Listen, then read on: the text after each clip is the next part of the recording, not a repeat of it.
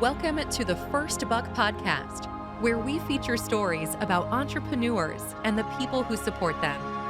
Now, let's get started with the show.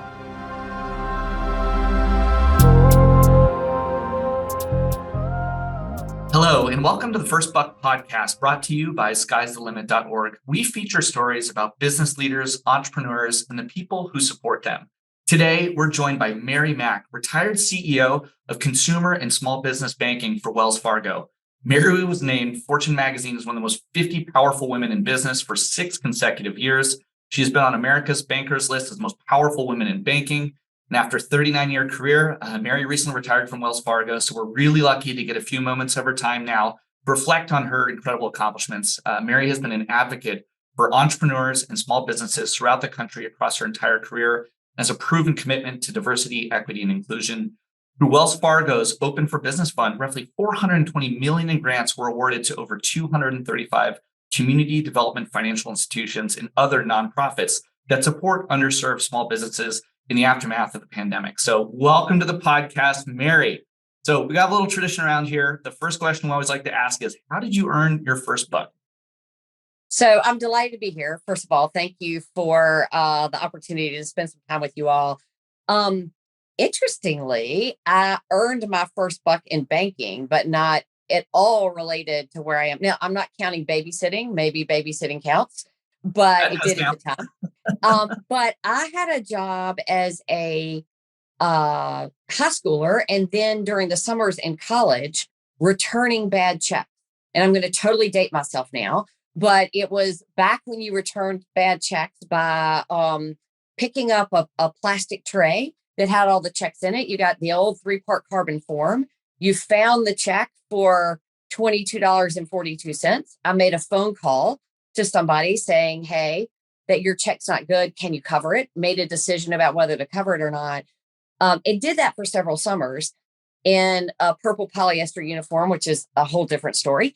But what was so important to me about that is what I realized in the small little town in Georgia where I grew up is that it wasn't just a nameless, faceless bad check. It was people I knew, people I interacted with, my best friend's parents who were one check away from financial distress. And it had made an impression on me that was, I don't think I appreciated it at the time, but as my career progressed and I was really in the business of giving people options when funds were tight, go back to that and realize that I may be earning my first buck, but I was doing it for people who didn't have one. Yeah, and the number of Americans that live paycheck to paycheck is always kind of surprising. I think it's also one of the reasons, though, we're seeing people look to alternatives for other sources of income, whether that's starting a small business from home with the things they have around them, doing teaching, coaching, mentoring, and other things. So looking forward to talking a little bit more about that. So from starting off as a babysitter to moving into a bank during the summer holidays, talk to us about your professional career. How did it start? And maybe what were some of those pivotal moments that helped you evolve into more and more responsibility? So I actually ended up joining the same bank that bank became a part of, but that was by pure coincidence. I went to a small liberal arts college north of Charlotte that nobody had ever heard from or heard about until Steph Curry went there. And then we made the headlines. But I finished at Davidson College when a lot of the universities were graduating folks with degrees that taught you how to do something. I had a liberal arts degree and folks were coming out of universities with real skills. And so I ended up traveling around with the careers office talking about the value of a liberal arts education, the ability to think, communicate, problem solve, collaborate, and those things that were fostered in a liberal arts environment. And out of that, ended up getting introduced to banking by accident. Took a job thinking I would find it interesting for a couple of years. I'd meet a customer who made something, did something real, you could touch, it was tangible, and I'd go do something else. And that was 39 years ago. And here I am through several mergers and job changes and that sort of thing still with the same company. Amazing. So Let's talk a little bit about some moments where you had in your career sort of a responsibility over maybe like a big budget. So you learn how to manage money as a young adult. You increase the scope of your responsibility. Talk to us maybe about some of the bigger investments or projects you were responsible for over your career, and how you sort of thought about making sure that those developed a return on investment for the bank or for your team. Well, I'll go back though to the beginning of that question to say, like, how did I even get oriented towards it?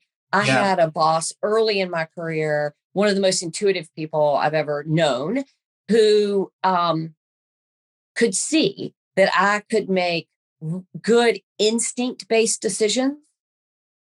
But his advice to me one day was, look, if I wake you up and shake you in the middle of the night, you need to know those numbers. Fortunately, he never woke me up and shook me in the middle of the night, but I learned just how important it was that while my gut and my instincts were generally headed in the right direction, there was no substitute for actually knowing the numbers and actually being able to make that case in a credible way, challenge my own instinct, and make the case to others about the investment. Because sometimes, whether even if it's your own company, you're seeking resources from somewhere else, or if you're in a large company, you're approving a budget or seeking those resources. So it was a combination of learning the importance of it, even when my gut, it was a lot easier to just go with your gut, but I had to check it. But then thinking about what are returns, and not just are they better, but are they good? I was just coaching somebody earlier this week, because now when you're semi-retired, people come to you for advice, which is a fun place to be. And I was guarding or advising somebody to guard against the tendency to think about, is it better? Like year over year, am I better or am I good? Do you really know what good is? Do you have a standard? Is it based in something factual that you can really measure results against? And then when you set that goal or budget, are you holding yourselves accountable to it? If you don't meet it, why not? Are you okay with the why? Or was it something that needed to change? Yep. I think that like constant learning is one of the things I've witnessed in interviewing business leaders that have distinguished careers, is that they're constantly pushing that envelope around, is this good enough? And how can I continuously improve results year on year? And I think that slow compounding effect is so extraordinary over the long duration. All right. So you found your first job kind of, by, sort of working By with accident. You can say by accident. That's what I would say. So, when you're advising young people today, like how's finding someone's first job sort of changed since you began your career? Well, I would say, and having children myself now who are in their first, or in both cases, second job, I would say that for me, when I started with a company, I really had the expectation that I would stay in that job for the rest of my career, or stay in that company. I changed around. I've probably, in 39 years, I've had, 25 roles, and have been fortunate enough to get to do a lot of things. But I suggest to people today, like, don't obsess about it, because your first job won't be your last job. And your first company, in all likelihood, won't be your last company. So think about what's right in the moment, learn from it, and recognize you can always learn and change. And I think that's different, because I really joined something probably the way my dad joined something, which was intending to have a career there as opposed to an experience there. I like that. And always be open to learning is definitely a great lesson for young adults.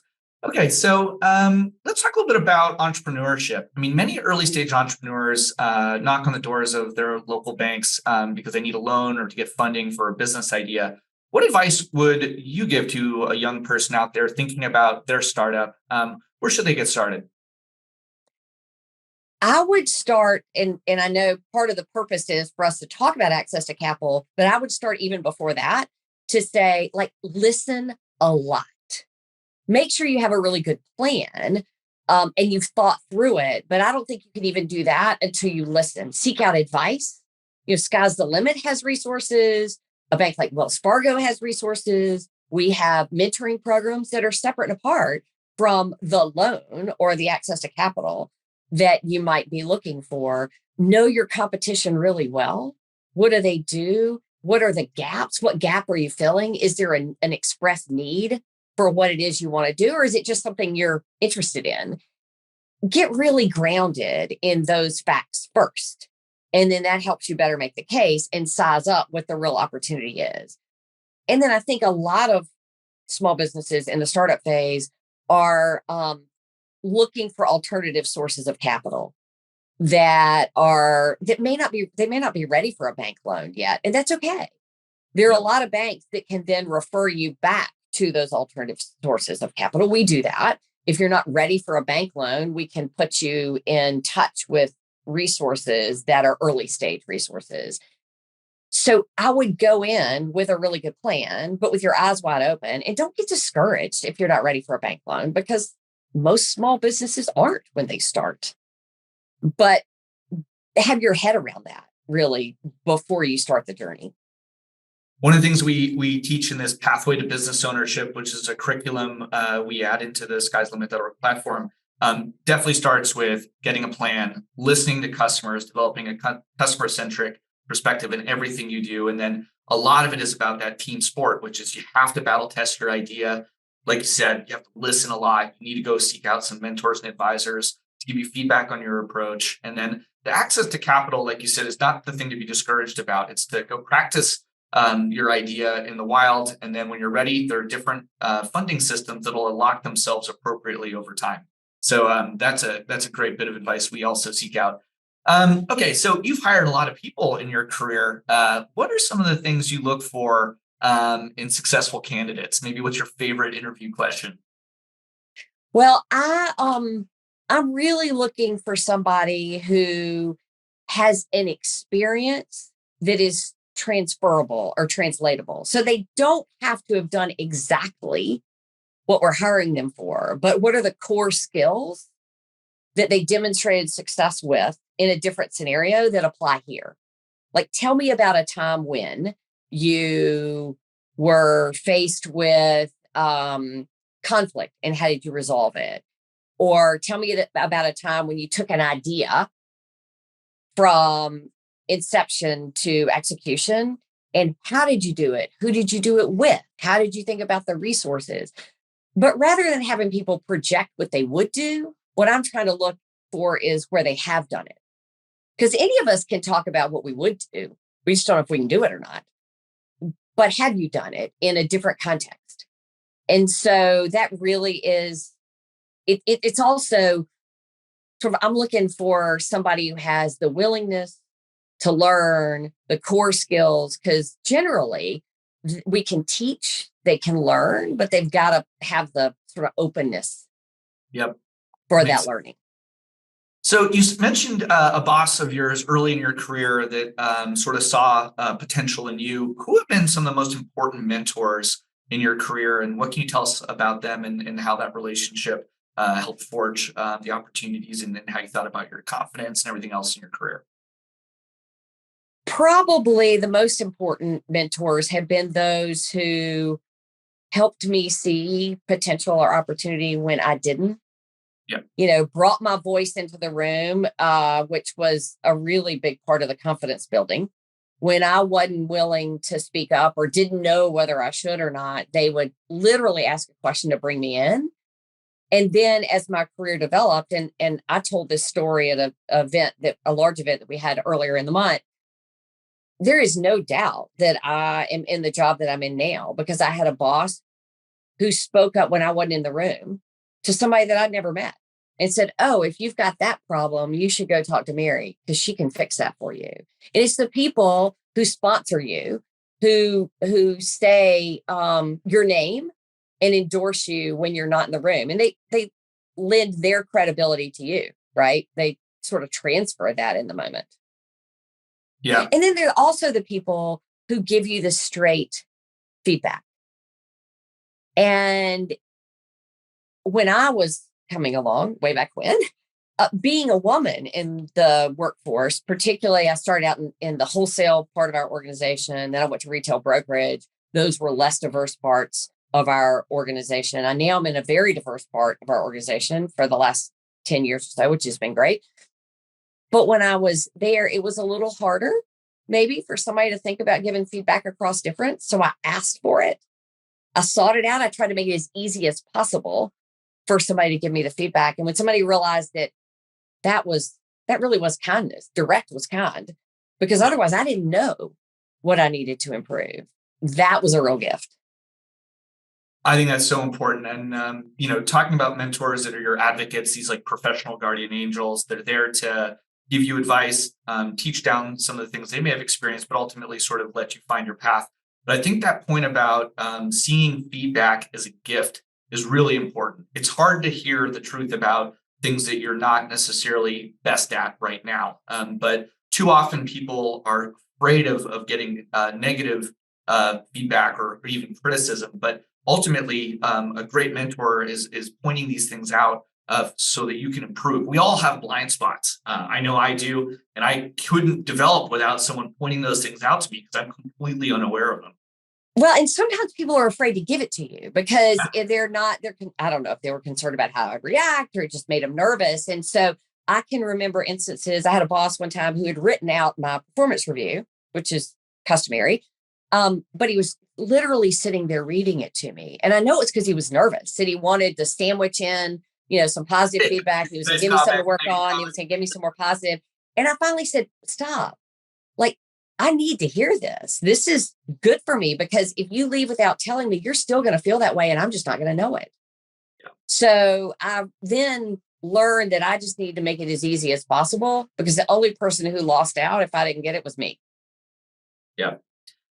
So there's a lot going on in the world today. I feel like it's hard to keep up with news and new products that are being developed in financial services. Like, where are you sort of keeping up to date? Are you reading books or are you following certain, blogs? Like, how do you keep up with what's going on in the world? I think I'll probably have to figure that out once I'm really in retirement. Being part of an organization like ours, we have a lot of great resources. I get daily news feeds and I've got a number of resources that are available sort of all day long in competitive intelligence and news information and financial markets and that sort of thing. But there are some really good curated news feeds that you can get depending on what you're interested in. And most of them are free.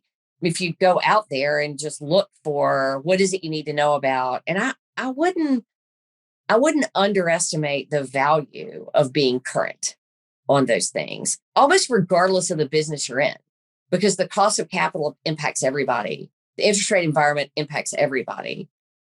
Consumer sentiment impacts everybody. Small business optimism impacts everybody you're talking to for sure. And so all of those things are important to keep up with. Maybe not with the obsession that you do when you work at a place like Wells Fargo, but certainly at a level that is current. Makes sense. All right. So taking the steps to pursue entrepreneurship can definitely be intimidating or a little bit scary. What tips would you give our listeners for how to manage some of that stress that comes with running a small or medium-sized business? I really do think, to go back to something we talked about earlier, I really do think finding a mentor or resource, because there's sometimes when you need to know that it's okay to be at this stage, and you don't know that otherwise. But if you get somebody who's traveled the path before you, they can give you confidence that this is a normal part of the journey or it's not. And we need to do something to course correct. So I think sometimes the confidence of knowing you're on the right path, even when the path is hard, is super important. Somebody who's already made the mistakes, who's willing to share with you, like, don't take a left, take a right here, is time saving, resource saving, good for your confidence and everything else about the business process. So I really think the mentorship and listening is important. Having the plan just to stay grounded in something, which also allows you to deal with the urgent without ignoring the important. Because if you look at what's happening in big or small businesses, you can get totally consumed by what's most urgent. and Yeah. then wake up one day and realize that you haven't focused on what's really important to move it forward, and you get derailed. That's what a plan does for you, that anchors you back, all the time in your routines to, okay, I know I've got to take care of what's on fire right now, but am I paying attention to what we're ultimately trying to build?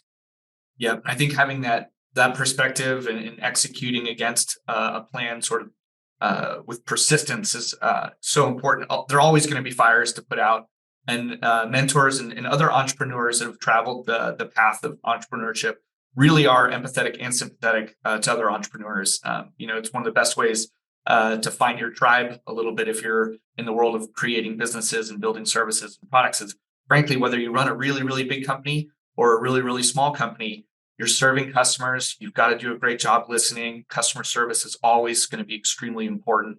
And learning how to do those things and dealing with the stress and challenges of them is quite a universal experience for business owners. So you can always turn to them for advice, I think. Well, and I would add one more thing, which it may or may not be on your list at Sky's the Limit, but I also think it's really important not to forget to take care of yourself, Yeah.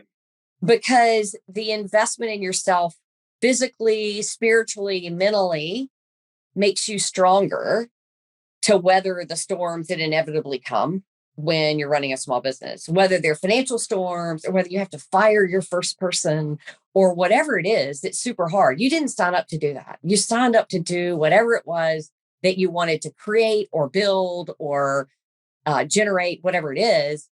And all of a sudden you find yourself having to fire somebody, which is not fun for anybody, and certainly not if you've ever done it before. But the more you take care of yourself and invest in your own resources and mental health, then the better equipped you are to put things in perspective, I think, and deal with the hard stuff that inevitably comes along. That is such a great thing to be reminded of. It's why you got to secure your mask before helping others. Right. That's what And they I tell. use the example of firing somebody, not because I hope anybody ever has to do it, but my husband has a small business. And I can remember when we were married, I was already working at a big company. The first time he had to fire somebody, he was doing really hard stuff all day long. And that just really threw him for a loop. And it was something to work through. It just wasn't a part of his normal daily practice. And so it was a different experience. And so that one seared in my mind, but there are all kinds of other challenges that come along. An unlimited number of them, I think. So, Mary, you've been a strong advocate for diversity, equity, and inclusion. And in your leadership role at Wells Fargo, you hosted a series of listening sessions with Black African American, Hispanic, Asian Pacific American, Islander leaders on a regular basis. Can you share some of the learnings from those sessions that had the most impact on you? Sure. I started right after the George Floyd murders, like the next day, picking up the phone and calling Black leaders, bankers, tellers at all levels in our organization just to say, how are you? Like, I'm sorry. How are you? How can I help? Because I had at least a position power that could be helpful to bring a voice to the table. And that evolved into these sessions that I have held religiously now every single month. And it's expanded, to your point, started with our Black African American leaders. I added a Hispanic Latino and now AAPI, and have done those. And I'll tell you, I hope they've been helpful to them. They say that they've been super helpful to me. And what I learned was a couple of things. One, something I knew intuitively, but really felt in some of those sessions is that I was talking to people that I had worked at the same company with for 30 years. And their experience was very different from mine, in probably a way that I hadn't connected to personally before those sessions. And that had a big impact. Two was the more we talked, the better the conversations got. The more I was willing to open up and speak out and try different approaches and language and that sort of thing. And the more willing they were to not only be totally candid, but also to give me feedback when we'd have challenges come up. And I'd say, hey, can I try this out on y'all? Tell me how this lands and tell me how I should evolve my approach to be most helpful. They became like one of my greatest resources. And that was super helpful. they felt like they had a seat at the table and access and a voice that I don't think I had taken for granted, but maybe I had and didn't appreciate in the way I began to appreciate differently through those sessions. So all of that. And the other thing I learned was the more I had these sessions, the more confident my voice was. And so I started with my own leadership team. And then in addition to those sessions, we started our monthly in-person meetings with every single one of them, bringing a really relevant, raw diversity topic. And they didn't get to bring resources and people, and you didn't get to call a consultant to come do it for you. You brought that to the table because everybody needs to practice leaning in to talk across difference. We can all learn from it. You could pick any topic you wanted. It could be something that impacted you personally, or it could be something you wanted to learn about. It could be a video, whatever you wanted to talk about. And those were really powerful too. And I saw our whole leadership team getting better at the conversation. Thanks for sharing that. I mean, the openness to have these authentic conversations and build bridges across organizations, across the fabric of our society, communities around the United States is so critical. We know that a diversity of perspectives helps everyone understand the world a little bit better and the experiences that people have. So thank you so much for sharing that. I think Wells Fargo is going to have some very big shoes to fill with your transition here. And we're super excited for your retirement and hope you find some time to get into the books or whatever you're interested in. Thank you so much, Mary. We're very grateful for your time today. At skieslimit.org, we connect underrepresented entrepreneurs with volunteer business professionals for free one-on-one mentoring. We also provide business guides to all of our members, plus monthly funding opportunities in the forms of grants. So please sign up for free today. If you like what you heard, you can subscribe and share. We're also grateful to Wells Fargo for being a funding partner of skieslimit.org. Thanks again. Thanks for listening to the First Buck Podcast. Don't forget to join the community of underrepresented entrepreneurs and their supporters by signing up at skiesthelimit.org. Click subscribe, and we'll see you next time.